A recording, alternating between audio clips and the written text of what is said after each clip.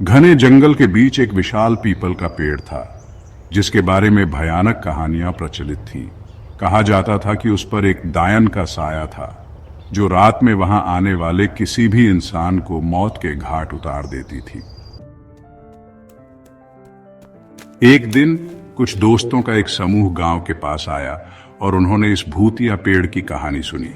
जिज्ञासा और जोश में उन्होंने रात में वहां जाने का फैसला किया। जैसे ही वे पेड़ के पास पहुंचे, वातावरण अजीब सा महसूस होने लगा। हवा में सिहरन थी। अचानक ठंड बढ़ गई और पेड़ की शाखाएं डरावनी फुसफुसाहट करने लगी। तभी एक दोस्त ने हंसी मजाक में कुछ अजीब हरकतें कर दी, जिससे वह दायन जाग उठी। घनी धुंध के बीच लाल आंखों और लंबे नुकीले दांतों वाली दायन प्रकट हुई और जोर जोर से हंसते हुए बोली, अब कोई नहीं बचेगा। डर के मारे सभी दोस्त भागने लगे, लेकिन उनमें से एक गिर पड़ा। जैसे ही उसने सिर उठाया, दायन ने उसकी गर्दन मरोड़ दी और उसकी चीखें रात के सन्नाटे में गूंज उठी। जान बचाकर गांव लौटे दोस्तों ने वहां की सच्चाई बताई, लेकिन कुछ लोगों ने डर के मारे उन्हें गांव छोड़ने को कह दिया। वे डर के साए में जीने लगे, पर यह खौफनाक घटनाएं नहीं रुकी। हर रात दायन की परछाई दिखाई देने लगी। 2 दिन बाद उनके एक और दोस्त की रहस्यमय मौत हो गई। अब वे पूरी तरह से डर चुके थे और उन्होंने अपने परिवार को सब कुछ बता दिया। गांव में हड़कंप मच गया, लेकिन कोई समाधान नहीं सूझा। तब उन्होंने एक अघोरी बाबा को बुलाया, जिसने तंत्र मंत्र से दायन की सच्चाई उजागर की। वह पहले एक औरत थी जिसे इस पीपल के नीचे जिंदा जला दिया गया था, और उसकी आत्मा अब बदला ले रही है। अघोरी ने अनुष्ठान शुरू किया, लेकिन जैसे ही वह दायन को बांधने लगे, वह भयानक आवाज में चिल्लाने लगी, मुझे कोई नहीं रोक सकता। लेकिन अघोरी अडिग रहे। मंत्रों की शक्ति से दायन तड़प उठी, चीखती रही, पर अंततः कैद हो गई। जंगल की भयावह रातें खत्म हो गईं, लेकिन गांव वालों के दिलों में उसका खौफ हमेशा के लिए बस गया।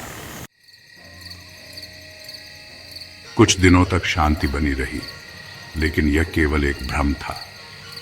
अघोरी के जाने के बाद लोगों ने राहत की सांस ली, मगर रात होते ही अजीब घटनाएं फिर से होने लगी। कभी किसी के घर के दरवाजे अपने आप खुल जाते, तो कभी पीपल के पेड़ की ओर से किसी के हंसने और रोने की आवाजें आती। गांव के कुत्ते रात भर भौंकते रहते और कई लोग भयानक सपनों से जाग जाते। एक रात वही दोस्त जिसने सबसे पहले दायन को देखा था, अचानक घर से गायब हो गया। अगले दिन उसका शव पीपल के पेड़ के पास मिला। उसकी आंखें बाहर निकली हुई थीं और शरीर काला पड़ चुका था, जैसे किसी ने उसकी आत्मा चूस ली हो। यह देखकर गांव में अफरा तफरी मच गई। लोगों ने सोचा कि दायन का अंत नहीं हुआ, बल्कि उसने पहले से भी ज्यादा भयानक रूप धारण कर लिया है।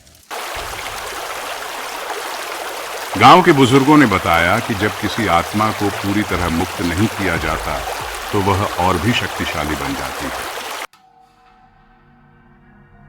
अब दायन केवल पीपल के पेड़ तक सीमित नहीं थी, बल्कि वह पूरे गांव में घूम सकती थी। हर रात कोई न कोई किसी अनदेखी परछाई को महसूस करता। कभी किसी के कानों में कोई फुसफुसाता, तो कभी किसी के घर में अचानक ठंडी हवाएं चलने लगती। डर के मारे गांव वालों ने दोबारा अघोरी को बुलाने का फैसला किया, लेकिन इस बार अघोरी ने मना कर दिया। उन्होंने कहा, अब यह आत्मा इतनी शक्तिशाली हो चुकी है कि इसे रोकना बहुत कठिन है। अगर मैंने दोबारा उसे छेड़ा, तो पूरा गांव इसकी चपेट में आ सकता है।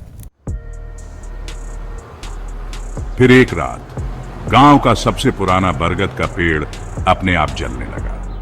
आग की लपटों में लोगों ने देखा कि दायन की शक्ल उन लपटों में उभर रही थी। उसकी आंखों से खून बह रहा था और वह चिल्ला रही थी, तुम सब मरोगे। अगले ही दिन गांव के कई लोग बीमार पड़ने लगे। कुछ ने बताया कि उन्हें हर जगह वही लाल आंखें दिख रही हैं। अब गांव वालों के पास केवल एक ही रास्ता था, गांव को छोड़कर भाग जाना। धीरे धीरे लोग अपना सामान लेकर दूसरे गांवों की ओर जाने लगे। लेकिन जो भी गांव छोड़कर जाता वह कुछ ही दिनों में या तो मर जाता या फिर पागल हो जाता। ऐसा लगता था कि दायन की पकड़ से कोई बच नहीं सकता था। अंततः गांव पूरी तरह खाली हो गया। अब वहां सिर्फ उजड़े हुए घर, टूटी फूटी दीवारें और बीच में खड़ा वह पीपल का पेड़ बचा था, जिसकी शाखाएं अब भी हवा में लहराती थीं, मानो किसी की तलाश में हो। कहते हैं आज भी अगर कोई गलती से उस जंगल के पास चला जाए तो उसे किसी औरत की हंसी सुनाई देती है, और अगर उसने मुड़कर देख लिया तो वह कभी वापस नहीं आता।